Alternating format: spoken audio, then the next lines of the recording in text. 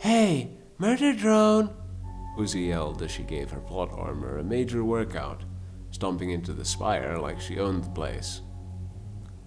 Hello? Vampbot? No reply. Tall, dark, and spooky?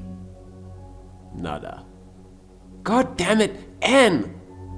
Uzi slapped her left hand over her mouth as her lost shout came out even louder than intended, echoing strangely off the corpses around her. Her eyes darted around, looking for any sign of movement, but inside the spire even the air seemed to be still. Incredibly eerie, and made even worse by the sudden feeling of foreboding that settled over her. You're behind me, aren't you? She released a shuddering breath before gritting her teeth and stomping down her fear. We need to She whirled around dramatically, ready to give the big guy a piece of her mind, hopefully not literally, only to be met with empty air. Hollowed eyes darted around once more, before slowly narrowing in suspicion. She slowly looked over her shoulder, and a tiny icon of a pulsing vein appeared just above her right eyebrow. Hi, N greeted, hands behind his back and sporting a tiny, downright adorable smile. The picture of innocence. Despite being somewhat disturbed by just how close he was, Uzi could feel the smug rolling off of him in waves. We need to talk. We really shouldn't, N warned. But we are, Uzi scoffed and pointed to her notebook. What is this? I believe that's what the kids these days call a notebook, N chirped. Roll with it, Uzi thought as she nodded and opened up a random page. Very good. Now what are these? Diagrams. Impressively detailed ones at that. Thanks. Now here's the big one. What are these? The worker asked, pointing at the various red marks, scribbled comments, and crudely drawn additions. You, missed some things, N answered with a shrug. Why? You can't figure out everything just by watching. You know what I mean, Uzi deadpanned. She didn't have time for coping mechanisms today. Why are you adding corrections and volunteering information? Why didn't you shred this thing and burn the remains? You know what this is for. Uzi jerked a thumb towards the railgun on her back. You know what this is for. So, why? Have you been alive so long that you want to die, but you don't want to go out like a wimp, so you're looking for someone to kill you? Uzi suddenly shifted gears, rubbing her chin in thought. Because that's a pretty common vampire thing. What? No, it's nothing like that. All evidence points to the contrary, Uzi countered. N opened his mouth to object, but closed it with an audible click when he realized that his behavior really did fit the stereotype. She didn't even know about his constant brooding, relentless depression, and several metric tons of emotional baggage, yet she still called them out. I'm sensing a tone shift, Uzi muttered as she noted the murdered bot's expression becoming uncomfortably serious. Look, there's gonna be more of us soon, N said. I'm not doing my job, not meeting my quotas, and I ran my squad mates off. Even on the off chance that they didn't report me, there's no way the company hasn't noticed. The moment another team finishes their mission, they'll be moved over here. They might even send a whole new team from off-world. Maybe even all of the above. 3 of us did this, Uzi. The male drone gestured wildly to their surroundings.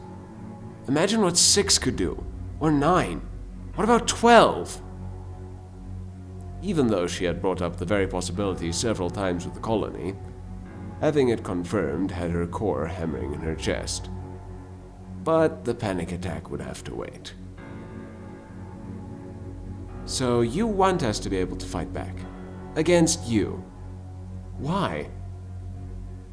Because you deserve a chance to survive. That hit Uzi surprisingly hard. but she pretended to brush it off in her usual way. Considering how useless and terrible everyone else is, she rolled her eyes, completely missing N's full body twitch. Might as well follow the humans and blow ourselves up now. They just need a chance to learn, to try, N said flatly. Give them that and they might surprise you. Socially inept as she was, Uzi got the impression the murder drone had taken offense to something she said. So in turn, she took offense to him taking offense to something he had no context for. She angrily closed the distance between them and snarled up at him. I learned. I tried. They called me a freak for it. They're fully content to hide behind their precious doors, living entirely on the hope that one of you won't get through. Aren't you some big shot's daughter? N asked with a raised eyebrow. Uzi didn't even want to think about how he knew that. Yeah, and it's hard to tell who's more disappointed by that fact. Him or me, the girl bot practically hissed. They'd never listen to me, let alone follow my lead. And frankly, I'm more than okay with that. Then what's the point? N asked, cocking his head slightly in genuine curiosity. Why the weapons? Why the notes? Why are you out here practically every other day, risking your life for information you're not gonna share? What is this? 20 questions? Uzi grumbled as she crossed her arms and looked away. You started it. Even though you told me not to, so I only have myself to blame. Yeah, whatever. I didn't say any of that. You were thinking it. Fine, I'm here to save the world, Uzi admitted. But I'm doing it for me. I'm here to prove that I'm more than just another worker. What I was built as doesn't decide what I can be or how far I can go.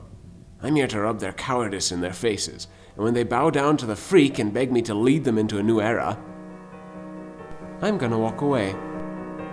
She smiled at the end of her speech, imagining the forlorn looks on the faces of her former bullies and detractors as she turned her back on them and walked into the sunrise with her trusty railgun. Her core nearly leapt out of her chassis when the murder drone's cackling laugh rang out.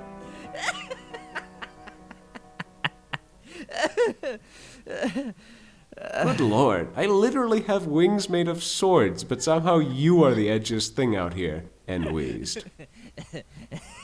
Thank you, Uzi preened, though she was a bit miffed at the laughter. Heh, not a compliment. A literal vampire in a black trench coat who has wings made of swords just admitted I'm edgier than him. There is no higher compliment, Uzi said with a firm nod, then held out her notebook. In fact, I'm gonna need that in writing. The two drones held eye contact for as long as they could before they both broke at the same time, devolving into a fit of giggles. By the end, they were sitting in the snow, just kind of staring at each other with slight smiles. Not in a weird way, but in a this is nice way. But soon their smiles started to fade and they both looked over their shoulders, N at his landing pod and Uzi in the direction of the bunker. With nearly identical size, the two drones stood up, brushed themselves off, and shared one last look. Good night, Uzi. Good night, N. And with that, they went their separate ways, unknowingly thinking about the exact same thing. How messed up it was that the best conversation that they could remember was with someone they were supposed to hate. Uzi had gone straight home after her latest bout of fraternizing with the enemy. The only other alternative was to go back to her not-at-all secret hideout for observation duty, but for reasons she refused to admit, couldn't pinpoint, that didn't sit right with her anymore. Maybe because creeping on him from a kilometer away seems kind of pointless if I can just walk up and talk to him, Uzi mumbled as a notification flashed on her screen, telling her school was in 2 hours. She really wanted to talk again, but he really did have a point. She had been pushing the envelope to the extreme for a while, and it was only a matter of time before the universe started pushing back. She had to cool it, but she also didn't have time to twiddle her thumbs. Like N said, the storm was coming and it would probably arrive sooner rather than later. So she had to figure out a way to stay out of the frying pan, but not lose the invaluable emotional connection, information goldmine, N represented. If only there was a way we could communicate across long distances reliably and conveniently. Her head lazily rolled to her right, giving her a view of her workbench, which just happened to have a couple of reliable and convenient things sitting on it. That'll work.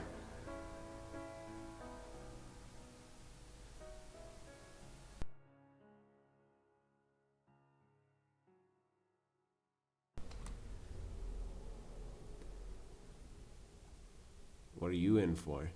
What are you in for? Testosterone too hard? What are you in for? Testosterone too hard? What are you in for? Testosterone too hard? Hey, murder drone! Uzi yelled as she gave her plot order.